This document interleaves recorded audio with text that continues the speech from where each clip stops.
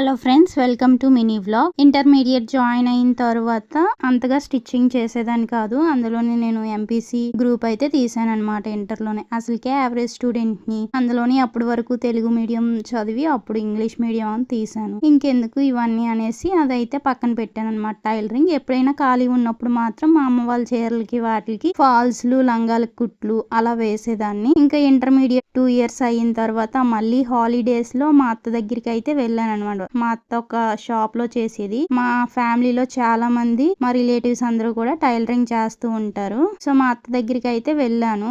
మా అత్త షాప్ లో చేసేటప్పుడు రా నేర్పిస్తాను అనేసి అన్నదని వెళ్ళాను అనమాట. కానీ అక్కడ నేర్పించడానికి మా అత్తకి ఖాళీ ఉండేది కాదు. అలాగే నేను అక్కడ హెమ్మింగ్ అవి చేయడానికి ఒక 1 month అయితే జాయిన్ అయ్యాను. మళ్ళీ 1 month తర్వాత ఇంటర్మీడియట్ కంప్లీట్ అయిపోయింది.